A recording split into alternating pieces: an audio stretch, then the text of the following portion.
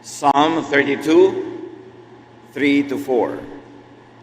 Before I confessed my sins, my bones felt limp, and I groaned all day long. Night and day your hand weighed heavily on me, and my strength was gone as in the summer heat. 2 ways out of hell. Panginoon namin, salamat po sa araw na ito, sa buhay na inyong patuloy na pinahahaba, ipinagkakaloob, at pinupuspos ng mga pagpapala. Salamat sa mga lakas na binigyan niyo sa aming malampasan ng mga pagsubok, ng mga hirap ng buhay, at sa pag-asa, sa pananalig sa inyo, O Diyos. Linisin niyo nga po kami at gawing karapat-dapat na tumanggap ng inyong liwanag, patnubay, at paggabay. Kayo lang ang maging tunay naming tagapangaral. Tinig niyo ang aming madinig. Lord, let only your truth prevail. Lift up your name. Bless your people. In the name of Jesus, your Son, we pray with thanksgiving. Amen. 2 ways out of hell. 2 paraan para makalabas sa impyerno. What could you be guilty of? What are you guilty about? Halos lahat ng tao ay merong binabagabag ng budhi. Merong inuukil-kilang konsyensya na nagpapahirap sa ating loob. Nagbibigay ng takot at lungkot. The kind of hell that we will discuss today is not the hell that is conveniently believed as the place of eternal punishment and suffering, but another type of hell, that of a tormented state of mind because of guilt. So ang impyernong ating pag-aaralan ay hindi yung impyernong itinuturo na sa kabilang buhay ay parusahan na lugar para sa mga hindi ligtas, kundi ito yung impyerno sa buhay na ito na dinudulot, dinadala ng budhi na inuusig, pinahihirapan ng sarili. Guilt feelings could also be considered as hell. Mala-impyerno ang nararamdaman ng isang taong inuusig ng budhi, binabagabag, sinisisi, tinatakot. Guilty thoughts torment and hurt people and make them suffer. This could also be considered as hell on earth, hell in this life. Kaya marapat na suriin, ano ba ang umuusig sa ating budhi? Minsan ay isang tinuturing natin kasalanan, napakabigat na nagawa noon na hanggang ngayon ay di pa natin nalilimot o di pa natin nararamdamang tayo ay napatawad na o tayo ay patuloy na nagpaparusa pa sa ating sarili. O kaya ay nandun pero patuloy nating sinisikap na huwag pansinin pero hindi naman umaalis. Narito ang isang dalangin ng isang sobrang nagdurusa dahil sa tinatawag niyang kasalanan ng buhay niya. Psalm 38, 1-8. O Lord, don't punish me in your anger. You have wounded me with your sorrows. You have struck me down. So here, a guilty person presents God and perceives God as someone who gives suffering and agony because he is angry. Ang idinodrawing dito na imahe ng Diyos ay isang Diyos na nagagalit at nagpaparusa sa kanyang mga kinagagalitan. Because of your anger, I am in great pain. My whole body is diseased because of my sins. I am drowning in the flood of my sins. They are burden too heavy to bear. So this is the perception. Sinners suffer and God punishes them. That's why they suffer. Pananaw nung sumulat ng awit na ito. Because I have been foolish, my sores stink and rot. I am bent over, crushed, and I mourn all day long. I am burning with fever and I am near death. I am worn out and utterly crushed. My heart is troubled and I groan with pain. Sobrang hirap ng katawan, nag-aapoy na lagnat, pagdurusa ang nadarama ng taong ito na ang kanyang iniisip ay siya'y pinaparusahan ng Diyos dahil sa kanyang kasalanan. This is hell in one's heart. Mental anguish that cause even physical pain that many religious people suffer from. Ito ang kapalaran, ito ang pasanin ng marami mga relihiyoso, guilty feelings. Dahil nakokondisyon sila na laging isipin na ang Diyos ay galit at ang Diyos ay mahilig magparusa. Kung kaya sa mga tinuturing nilang pagkakasala at pagkukulang, sari-sari ang nararamdaman nilang hirap ng loob at hirap din ng katawan na nagiging bunga ng hirap ng loob. Dapat umalis, tumakas, lumabas ang sinumang tao na nasa ganitong uri ng impyerno dahil hindi ito madaling dalhin. What are the two ways out of hell? Or hell caused by guilt feelings? Merong isa pero hindi kasama sa listahan natin at yan ay be perfect. Ayaw mo palang mag-guilty, ayaw mong mahirapan ng iyong budhi, be perfect. But that is impossible to do, so hindi natin isasama sa listahan ng dalawang paraan para makalabas sa impyerno ng buhay called guilt. And one is, be guiltless because of pardon. Mawala ang iyong guilt feelings, matanggal ang iyong pag-uusig ng iyong budhi dahil sa pagtanggap mo ng pagpapatawad ng Diyos. And pardon comes when there is realization of lawlessness, repentance, and then confession. Ang isang tao na naniniwala na ang ganitong gawain, ganitong isipin ay pinaparusahan ng Diyos, ay kailangang tanggapin na yun ay kasalanan, pagsisihan, ihingi ng tawad, ibunyag sa Diyos, at siya itatanggap ng pagpapatawad or pardon.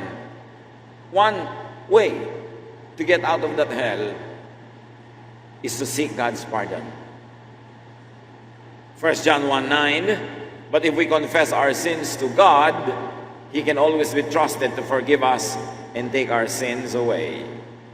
The writers of Scripture paint a dual picture of God, both an angry God and a forgiving God. And you will find so many verses supporting both. So may nagdodrawing ng imahe ng Diyos na galit at nagpaparusa, at may nagdodrawing din ng imahe ng Diyos na maawain, mabait at nagpapatawad. So alin sa dalawang drawing na yun ang tititigan mo, yun ang magiging epekto sa iyong buhay. Kung ang nakasiksik sa iyong utak, ang isiniksik sa iyong utak, at nakatanim pa sa iyong utak ay isang Diyos na laging galit, laging nagpaparusa, ay magdudusa ka talaga. Kasi hindi ka naman perfect. Pero kung tititigan mo naman ay yung imahe ng Diyos na i-drawing ng the same Bible, as mabait, mapagpatawad, at naglilinis ng kasalanan, kung ipagtatapat at hihingi ng tawad, magkakaroon ka ng kapahingahan, you will find a way out of this hell. So get forgiven. Psalm 32, 1-8, sa kabuuan, Our God, you bless everyone whose sins you forgive and wipe away. You bless them by saying, you told me your sins without trying to hide them, and now I forgive you. So isang uri ng pagpapatawad ay yung pawiin, linisin, punasan, hugasan, alisin ng Diyos ang iyong kasalanan dahil pinagtapat mo, inamin mo, hiningi mo ng tawad, at pinapatawad ka naman, yun ang kabutihan ng Diyos. Before I confessed my sins, bago ko inamin at hinihingi ng tawad, my bones felt limp and I groaned all day long. Night and day your hand weighed heavily on me and my strength was gone as in the summer heat. So, I confessed my sins and told them all to you. I said, I'll tell the Lord each one of my sins. Then you forgave me and took away my guilt. Napakabigat ang nararamdaman ko bago ako nagpasyang magtapat at humingi ng tawad. Napakabigat ng diin sa akin ng langit. Halos ikamatay ko ang paghihirap ng aking loob at ng aking katawan. Pero nung ibinagtapat ko sa inyo at hinihingi ng tawad, pinatawad nyo at inalis nyo ang bigat sa aking puso. We worship you, Lord, and we should always pray whenever we find out that we have sinned. Then we won't be swept away by a raging flood. You are my hiding place. You protect me from trouble, and you put songs in my heart because you have saved me. You said to me, I will point the road that you should follow, and I will be your teacher and watch over you. So dalawang uri ng mukha ng Diyos ang nakikita dito. ayon sa pagtingin nung sumulat ng awit. Na pag ikay may kasalanan at kinikimkim mo sa loob mo at itinatago mo sa Diyos, nagdurusa ka sobra. Pero kung aaminin mo ito at hihingi ng tawad, ikay pinapatawad at gumagaan ang iyong pakiramdam at nagkakaroon ka ng isang bagong buhay. That's one way out of hell. The hell of guilt feelings. To admit your sin, confess it, and turn away from it. But there is another way out of hell of guilt feelings. And it's a totally different approach. To be guiltless, not because you are perfect, but because of the chains of rules, the chains of the law on sin made by Jesus. The chains of mind about the law and sin. Yung isa, na paraan para makalabas sa impyerno ng pag-uusig ng budhi, ay aminin mong makasalanan ka at ihingi mo ng tawad. At merong pangalawang paraan na si Jesus ang nagbigay. Palitan mo ang pananaw tungkol sa kasalanan para hindi mo laging ituring ang sarili mong makasalanan. At kung gayon, ay hindi ka uusigin ang iyong budhi. Yung isa, makasalanan ka, aminin mo, ipagtapat mo. Yung isa, baguhin mo ang pananaw mo kung anong ibig sabihin ng kasalanan para hindi laging makasalanan ang tawag mo sa iyong sarili. Magkaibang paraan, pero pareho na magiging bunga, kalayaan mula sa pag-uusig, freedom from the hell of guilt feelings. The law, the inability to obey the law, is the source and cause of that hell, of punishment, of suffering, of guilt feelings. Pareho na may pinagbabatayan itong dalawang paraan to get out of hell. One is, merong law na be-break mo, aminin mong na-break mo, humingi ka ng tawad. At merong pangalawang paraan, galing kay Jesus. Palitan mo ang pananaw tungkol sa law at magiging iba ang talab nito sa iyong buhay para makalaya ka at hindi ito magbunga ng sobrang pagdurusa at paninisi sa sarili. Ito ang inusig ng Panginoon sa kanyang buhay, ang sobrang pagdidiin ng mga relihiyoso sa law, tuloy ay nadidiin lang lalong nagiging guilty ang mga tao at lalong bumibigat ang kanilang buhay. Sabi niya sa mga teachers of the law and Pharisees, Matthew 23:4, they pile heavy burdens on people's shoulders and won't lift a finger to help. Wala silang ibinigay kundi bawal, bawal, bawal, galit ang Diyos, galit ang Diyos, galit ang Diyos. Wala naman sila itinuturong paraan para makaligtas dahil sigurado namang hindi mo masusunod lahat, magigilty ka, mahihirapan ka. So sabi, iminumulat ang iyong mata na sobra kang masama, sobra kang kulang, lalo ka lang tuloy nagdurusa. They give you religion, they teach you the law, which you are bound to break anyway, and then they make you conscious of sin, and then they make you suffer because of that consciousness. They teach, Romans 4:15, God becomes angry when His law is broken. But where there isn't a law, it cannot be broken. Ito ang pagkakaiba ng pagtuturo ni Jesus. Ang naunang pagtuturo sa Kanya, merong law, na be-break mo ang law, therefore you're going to hell, therefore you should always be guilty, therefore you should always make sacrifices, kulang at kulang ka. Pero sabi ni Jesus, what if alisin natin lahat ang law? Guilty ka pa ba? May law, nagpapahirap sa'yo kasi di mo naman talaga masunod kahit anong gawin mo eh. Eh kung alisin natin yung law sa equation, ano mangyayari sa'yo? Guilty ka pa ba rin? When one is not religiously conscious, one does not suffer from guilt.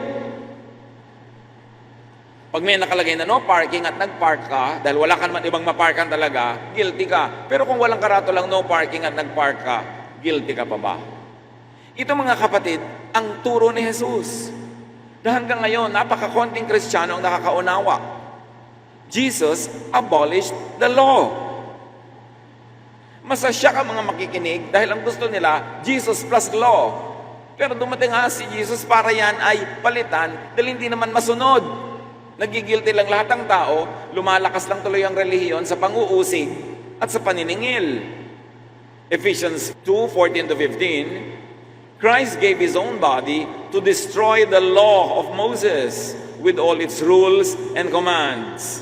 Kailangan pa bang i-memorize yan? Kailangan pa ba ng theology para yan maintindihan? Ibinayad ni Jesus ang kanyang sariling buhay para pawalang bisa ang lahat ng law ni Moses. Yet, pagka naging Kristiyano ka, tanggapin mo si Jesus, salvation by faith, at pagkatanggap mo, itatambak nila uli sa iyo ang lahat ng laws of Moses plus the laws invented by the church in the last 2,000 years. Mas bumigat, mas humirap ang buhay, guilty at guilty ka pa rin, bakit pa namatay si Jesus? Ang ending din pala, hirap na hirap ang loob ng lahat. Galatians 3:24-25, in fact, the law was to be our teacher until Christ came. Then we could have faith and be acceptable to God. Okay, may law na talaga, nandyan na yan. Wala na tayong magagawa tungkol dyan. It has been a given. Pero nung dumating si Jesus, wala nang bisa yan. Dahil meron ng pananalig na paraan para maligtas. Pananalig na paraan para maging malinis, hindi dahil performance mo, kundi dahil sa pananalig mo, sa performance ni Jesus. Kaya si Jesus ay tagapagligtas. But once a person has learned to live, to have faith, there is no more need to have the law as a teacher. Pag si Jesus ay dumating na, nanalig ka, tinanggap mo na siya, hindi mo na kailangang sundin ang mga kutakot-takot na laws na yan dahil meron nang ibinigay na elevator si Jesus para maakyat mo yung, hindi mo maakyat-akyat na langit. At yan ay pananalig, at ang pananalig mo ay ibinibilang na perfection, holiness, because Jesus is perfect and holy, and the holiness and perfection of Jesus transfers to you when you believe in Him. Kaya yan ay Jesus only, hindi Jesus plus Moses, hindi Jesus plus the law. It is grace only, not grace plus works. The writer makes peace with the law, reconciles the law with Jesus. And si Jesus mismo, sabi niya sa Matthew 5:17, don't suppose that I came to do away with the law and the prophets. I did not come to do away with them, but to give them their full meaning. It was a conciliatory approach to his listeners at that time, but nonetheless, it was a death sentence to the law. Sabi ni Jesus, huwag niyo isipin na inalis ko ang law. No. Ibibigay ko sa inyo ang tunay na kahulugan ng law. I-interpret ko sa inyo ang tunay na kahulugan ng law para maintindihan nyo kasi hindi nyo naintindihan. Mali ang application. Sobrang magpahirap, sobrang magpabigat sa buhay, sobrang mag-usig. Jesus abolished the law by fulfilling it. So lahat ng lupit, higpit ng law, tinanggap na niyang parusa sa kanyang sarili. Sige, para na lang umiral yung law. Pero matapos siyang tanggapin ang lahat ng parusa at pahirap ng law, hindi na yun dapat tanggapin ng mga maniniwala sa kanya dahil yun sila ay ligtas na dahil kay Jesus. Jesus abolished the law by demonstrating its correct and perfect fulfillment in, through, and by Him and His teaching. Hindi minaliwala yung lahat ng law, lahat ng parusa doon, lahat ng pahirap. Inako ni Jesus. O sabi ni Jesus sa law, satisfied ka na. Lahat ng parusang nakalista, lahat ng pahirap, lahat ng dagok, lahat ng hagupit at palo, tatanggapin ko na. Ngayon, lahat ng tatago sa likod ko, maniniwala sa akin, magpapahuga sa akin. Hindi na nila kailangan tanggapin yan dahil tinanggap ko na yan para sa kanila. Kaya hindi na effective ang law sa mga mananalig kay Jesus. Kasi kung effective pa rin yun, nagsayang lang ng pagod sa Jesus, namatay pa siya, nahirapan. Yun din palang nagpahirap sa kanya, ipapahirap din sa mga susunod sa kanya. What's the point? Hindi siya tagapagligtas kung gayon. Dapat yan maintindihan. In place, instead of all the law, Jesus gave just one command, and that is to love. Eh di, Lord Jesus, wala na pong law. Pag sumunod na kami sa inyo, pag Christian na kami, wala lahat ng law na nagpaparusa, nagpapahirap, nagpapasikip ng dibdib, ng uusig, ng hahati, nagtuturo sa inyo maging malupit sa sarili at sa kapwa. Wala na lahat yon. Tinanggap ko na lahat ang dagok, parusa at palo nun. Ligtas na kayo. Pero isa na lang kumana ang ibibigay ko sa inyong kapalit ng lahat ng yon. Maging maigibigin kayo. John 13:34, but I am giving you a new command. You must love each other just as I have loved you. Marami rin namang loving provisions ang law ni Moses. Yung charitable ka sa neighbor, maging mabait ka sa foreigner, maging mabuit ka sa magulang, matulungin sa mahirap, sa may sakit. Maraming mabubuting part yung law. So lahat ng yon dahil tanggap pa rin ng sala ni Jesus na love, therefore tuloy pa rin natin iiral. Ano na ngayong bahagi ng law ang hindi iiral at paiiralin? Lahat ng hindi loving. Tulad ng nagkasala siya, batuhin hanggang mamatay, hindi na dapat gagawin yun kasi hindi yun loving. Ay, hindi ko gusto ang religion niya, papatayin ko siya. Hindi na dapat yun kasi hindi yun loving. Lahat ng laws na discriminatory, nagpapahirap, umuuri sa tao, pumipili sa tao ayon sa kanyang gender, balat, kulay ng balat, kanyang pananalig, kanyang personal circumstance, lahat ng yan ay hindi napapasa sa law ni Lord na love. Therefore, lahat ng law na yan ay hindi na dapat pairalin pa. May mga paiiralin, yung lalampas sa kanyang salaan, which is loving, at marami pa rin sa law of Moses na very loving, lahat yon tuloy. Pero yung hindi loving, sinala na ni Jesus. If the law will be filtered through Jesus' law of love, a lot will still remain. But any law that is judgmental, divisive, oppressive, punitive, unkind, discriminatory, and cruel are all voided by Jesus, replaced by His just one law, the law of love. And yet, in the last 2,000 years of Christianity, ang daming ginawang kasamaan, kalupitan, ang simbahan mismo sa mga taong hinuhusgahan ng law of Moses na sa tingin ng simbahan ay dapat pa nilang patuloy pairalin. Sinabi na nga na voided na yon, ang itutuloy na lang yung loving kasi si Jesus isang command na lang ang binigay, to love. Lito ang church kung sila ay under the law of Moses or under the law of Jesus. Lito ang church if they are under the law, legalism, or under the grace of the Father through His Son, Jesus. Ang ginagawa, pinaghahalo, kaya litong-lito ang mga tao. Will I be kind or unkind? Nagkakasala siya, babatuhin ko ba siya hanggang mamatay? Uusigin ko ba siya? Sisipain ko ba siya? Ititiwalag ko ba siya? Ano ang loving doon? And even the first century Christians were confused. At makikita nyo yan sa kanilang mga bangayan, sa kanilang mga pag-aaway, recorded in Scripture. Hindi kasi nila inuunawa ang teaching ni Jesus about the law of Moses being voided by the law of love. Love, forgiveness, is the fulfillment of the law. Ang tunay na interpretation, ang tamang interpretation ng lahat ng law ay kung ito ay loving, kung ito ay forgiving. Matthew 22, 37 to 40, Jesus answered, "Love the Lord your God with all your heart, soul, and mind.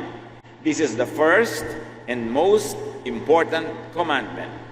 And the second most important commandment is like this one, and it is, love others as much as you love yourself.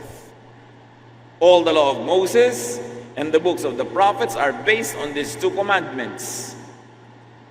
Ano yung based? Foundation, doon nakatungtong.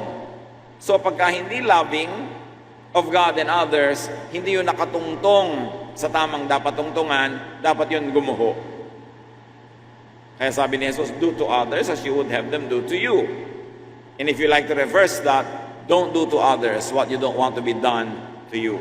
That is the law of love. Jesus taught and dispensed forgiveness instead of punishment. Meron ba kayong nakita kahit isa man sa Gospels na pinarusahan ni Jesus? Pinatawad lahat. Tinanggap, minahal, binuo muli, restored, accepted into the fellowship. Wala siyang hinusgahan. Maski yung babaeng babatuhin ng buong bayan, sabi niya, did I accuse you? Neither will I accuse you. Luke 6:37, Jesus said, don't judge others. And God won't judge you. Don't be hard on others, and God won't be hard on you. Forgive others, and God will forgive you. You want out of hell? Let, allow, and help others out first. Gusto mong lumawag ang iyong budhi, paluwagin mo muna ang budhi ng iba. Gusto mong huwag kang usigin, huwag kang mangusig. Gusto mong huwag kang husgahan, huwag kang manghusga. Ganon kasimple ang turo ni Jesus. And yet, maraming tao, nung hindi pa Kristiyano, wala pang dalang Bible at hindi pa nagiging committed sa church, hindi pa sila judgmental. Kung kailan sinasabing tinanggap si Jesus, sumali sa isang fellowship at nagka-ministry, doon naging judgmental. Nabaligtad. Mabuti pa, hindi na lang sila sumali. Why? And that is why Jesus is Savior from the law and its punishment, from hell or hell guilt feelings. Kaya siya Savior. Romans 10:4, but Christ makes the law no longer necessary for those who become acceptable to God by faith. Tinanggap ka na nga ng God because of your faith in Jesus, hindi mo na kailangan yung law. At huwag mo silang pagsamahin kasi sila'y magkabaligtad. Kung law ang paiiralin mo, law lang lahat, and you will surely be judged. Because when you break one of the laws, you break all. So huwag na lang law. Grace na lang through faith and forgiveness of God. So kung grace and faith and forgiveness, bakit isisiksik pa uli yung law? Galatians 2:16, but we know that God accepts only those who have faith in Jesus Christ, not those that insist on the law. No one can please God by simply obeying the law. So we put our faith in Christ Jesus, not on the law, and God accepted us because of our faith, not because of our works. Ubod ng linaw, lalo ang Galatians. So we were discussing the two ways out of hell or guilt feelings. One is be guiltless because of being forgiven, and the other one is be guiltless because now you have a new attitude and perception about the law, that you change your mind about the law and sin. The law expired. The law ceased to be in effect when Jesus came. And yet many Christians insist na buhayin muli lahat ang law of Moses at i-apply sa Kristiyano na ligtas na sa pamamagitan ng pagbabayad ni Jesus sa lahat ng sinisingil ng law. When will Christians understand and apply this liberating truth? Galatians 3:19, what then was the purpose of the law? It was added in order to show what wrongdoing is. And it was meant to last until the coming of Abraham's descendant to whom the promise was made. Dapat pagdating ni Kristo, automatically iba na ang saligan ng kaligtasan. Ito ay pananalig sa kabaitan ng Diyos at hindi na ito ang pagtutangka na sumunod sa law na wala naman talagang makasunod all the time. Matthew 5:17, don't suppose that I came to do away with the law and the prophets. I did not come to do away with them, but to give them their full meaning. And the meaning is, anything that is unloving is no longer valid. Only love prevails because it is only love that God uses to measure us. So why will you measure something else, people with something else? Kung ang ikinakapasa mo sa Diyos ay ang kanyang pag-ibig, bakit ibang test ang ibibigay mo sa iba? Law naman, hindi sila papasa. At kung ayaw mo silang papasahin, hindi ka rin papasa because you do to others what you want done to yourself. The measure you give is the measure you get. You want to measure people by the law? Measure yourself by the law also, and then nobody will be saved. You want to be saved, you want to measure yourself by your faith and by the grace of God through Jesus, then measure others by that same standard. Kung hindi law ang paiiralin mo sa sarili mo, huwag din ang pairalin mo sa iba. Pare-pareho lang tayong tumatanggap ng walang bayad na regalo ng Diyos. Jesus fulfilled and interpreted and reinterpreted the law, the full meaning of the law, which is love and forgiveness. Galatians 5:1, Christ has set us free. This means we are really free. Now hold on to your freedom and don't ever become slaves of the law again. Malinaw ba? Pinalaya na tayo ni Jesus sa law ni Moses. Ang kahulugan nun, talagang totoong malaya na tayo.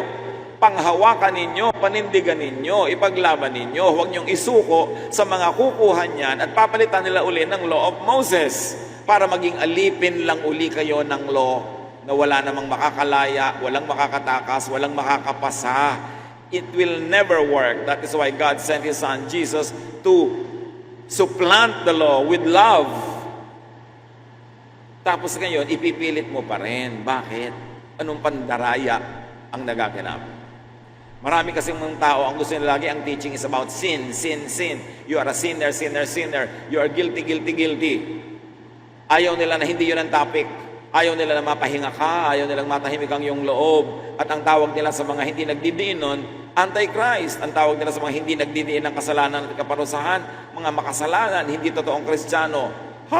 Ang totoong Kristiyano, yung umaasa sa ginawa lang ni Kristo, hindi sa turo ni Moses. Malinaw yun. Huwag baligtarin. Be free from needless guilt, from needless suffering, from needless hell, based on the inability to obey the laws that Jesus already rendered ineffective, abolished, interpreted, and gave full meaning to. Lumaya na tayo sa sobrang pag-uusig ng budhi na ang pinagbabatayan ay ang law. Lumaya tayo at gumaan ang loob. Tanggapin ang pagpapatawad ng Diyos. Tanggapin ang kanyang walang patakarang pagmamahal. Palayain ang sarili sa mga gapos at tali ng kutakot-takot na mga do's and don'ts dahil tayo ay pinalaya na ni Jesus. Ang paiiralin na lang ay ang kaisa-isa niyang itinuro, mag-ibigan tayo sa isa't isa. At anumang bagay, ugali, asal, gawa na hindi maibigin, yun ang iwaksi dahil hindi yun ang gusto ni Jesus. Ibigay ang pag-ibig sa kapwa na nais mong ibigay nila sa iyo. Itrato ang kapwa kung paano mo gustong itrato ka. That is the core of the Jesus teaching. John 8:36, if the Son gives you freedom, you are free. Not free to do wrong, but free to love. Free to be loving. Free to forgive.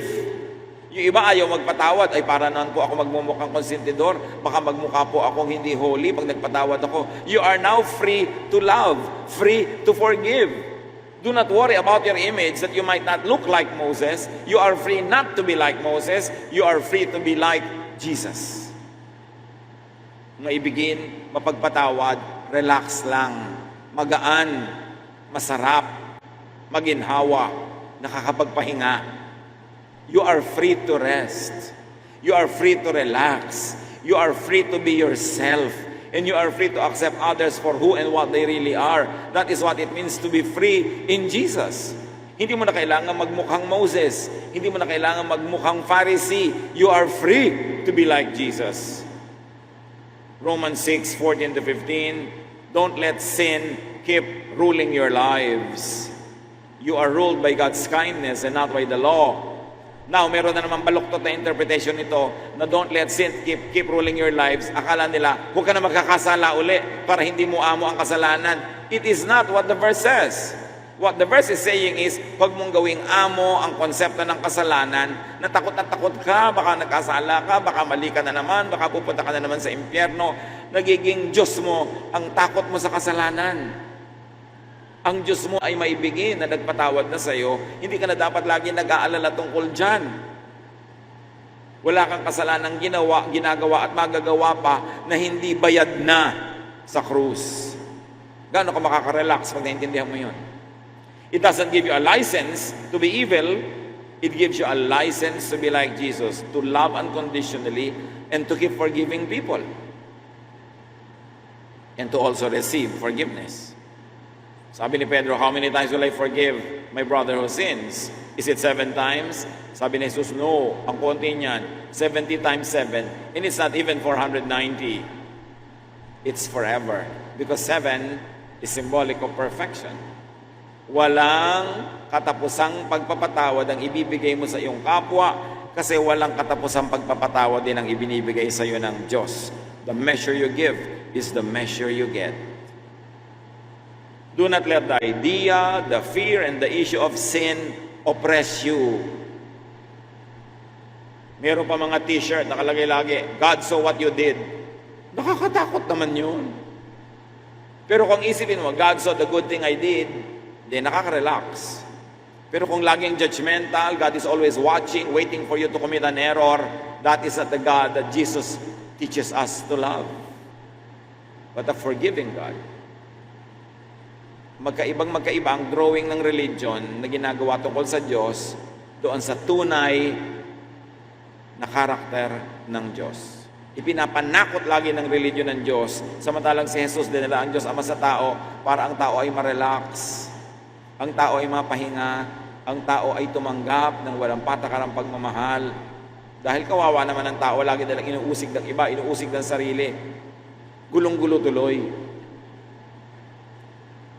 Suriin niyo mga kapatid, yung isang paraan para tayo lumabas sa impyerno ng guilt is to accept that you're a sinner, therefore you accept that the law is in effect, and when you break it, you're a sinner.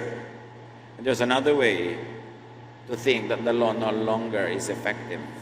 Therefore, walang nabe-break. Without the law, there would be no disobedience. Tama? Without disobedience, there would be no guilt. Romans 7:7-8. But it was the law that made me know what sin is. Apart from the law, sin is a dead thing.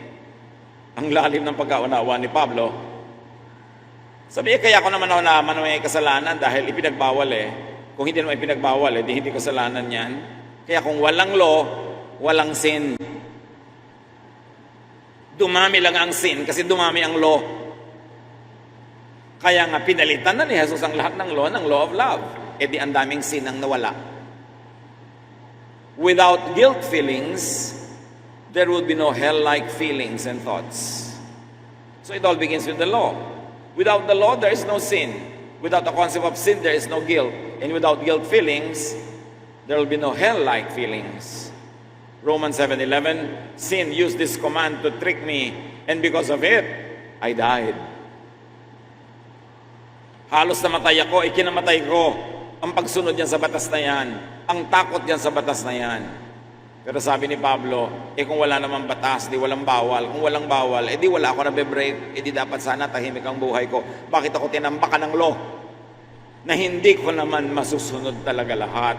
Ang magiging bunga, magigilty lang ako, mauusig lang ako, gugulo ang buhay ko, at kayang-kaya akong kontrolin, paikutin at takutin ang relihiyon na siyang may tanging hawak ng susi patungo sa langit, ayon sa kanya.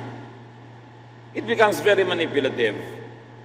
So the way out of hell is to change of self-judgment, of conviction, and of mind. It's all in the mind. Pag iniisip mong guilty ka, hirap na hirap ang loob mo, hindi ka makadulog.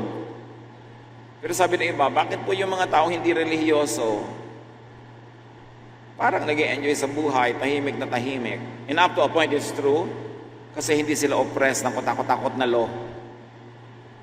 Pareho lang naman na lawbreaker yung relihiyoso at saka yung hindi relihiyoso eh. Ang pinakaiba ng relihiyoso, nakatanim lagi sa utak niya, napaparusahan siya, ay hindi siya tuloy mapakali. Ano ba talaga ang pinagkaiba ng lifestyle mo at ng pinsan mong hindi relihiyoso? Talaga, mas banal ka ba? Yung kaibigan mo na hindi mo kasama sa church, mas mabait ka ba talaga? Yung kamag-anak mo na hindi born again, mas moral ka ba talaga? Mas mabait, mas matulungin, mas dakila? Kadalasan nga, pareho lang. O mas masahol pa yung nasa church. May dagdag pang pabigat yung nasa church. Guilt. Na hindi naman si Jesus ang may gawa. Si Jesus ang nagtatanggal nun sa atin, pero bakit ipinipilit pa rin nating buhatin ang tinatanggal ng pabigat nitong si Jesus? Romans 12:2. Don't be like the people of this world, but let God change the way you think. Then you will know how to do everything that is good and pleasing to Him. Palitan ng pag-iisip, hindi puro guilt. Kristiyano ka na nga, pinapagilty ka pa kasi yung baptism mo, Hindi immersion. Wisik lang. O kaya kasi yung baptismo, immersion, dapat pouring. Yung pati yon pinagigilty ka pa. Pastor, ano po ba talaga ang mas makadiyos na baptismo? Yung pong lubog, yung buhos, o yung wisik? Ang tanong, yung bang nagpalubog, mas banal talaga sa'yo sa everyday life ngayon? Mas mabait, mas mabuti, mas makadiyos, mas matulungin, mas mapagpatawad. Kung yon, edi magpalubog ka paulit-ulit kung gusto mo.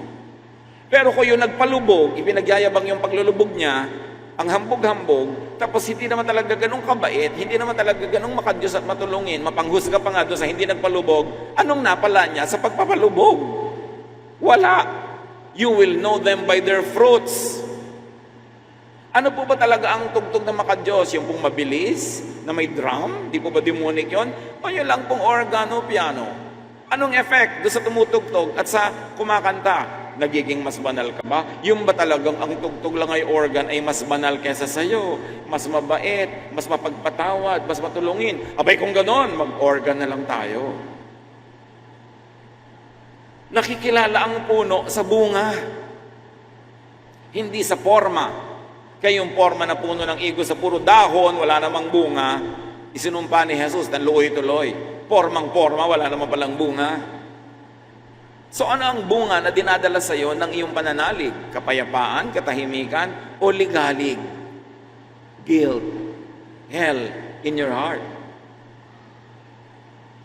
Change your mindset from being obsessed with and oppressed by the law and sin to that being relieved by the abolition of the law and thus being sinless.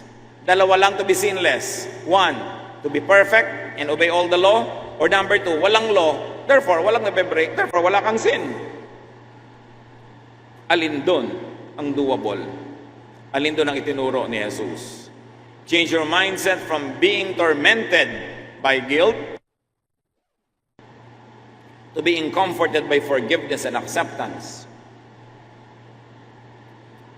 Change your mindset from being exhausted by legalism to being made restful by grace. Kaya napakalinaw ng comparison between the Pharisees and Jesus.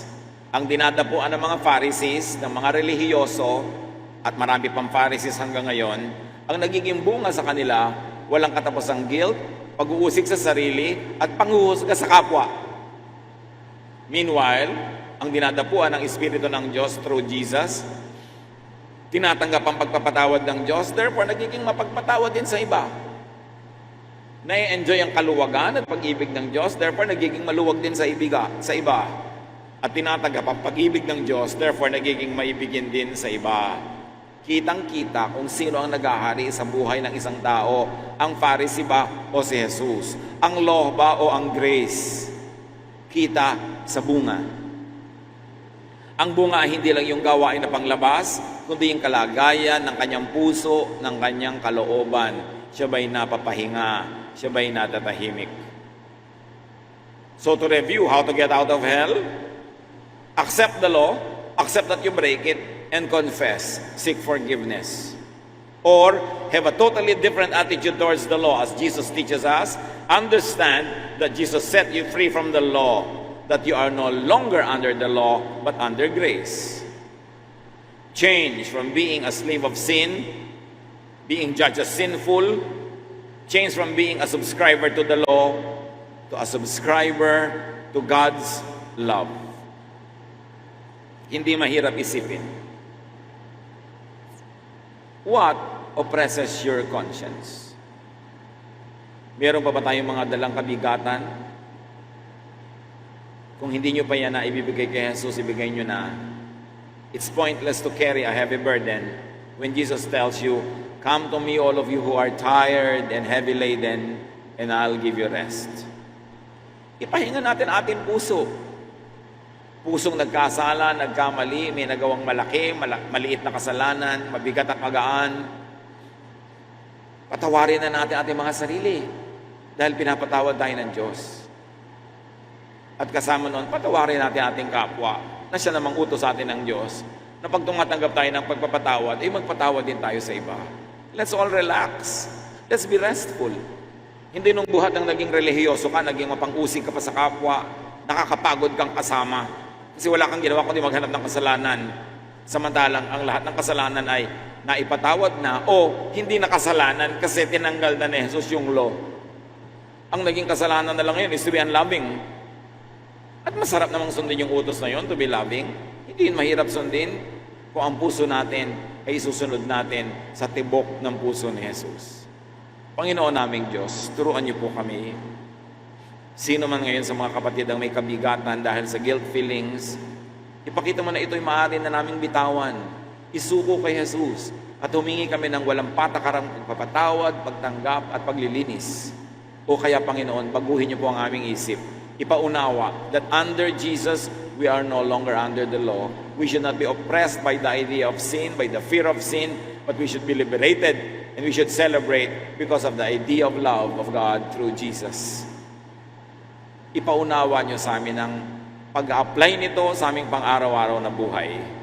Pagbulay-bulayan natin mga kapatid that we are free, that we are not under the law, we are under grace, that Jesus has set us free. Lord, sa pananahimik na yung mga anak in silent prayer, bigyan niyo kami ng kahusayan, karunungan na ma-apply ito sa aming pang-araw-araw at kani-kanyang buhay. Be with the Lord in silent reflection and thank God that you are free in Jesus.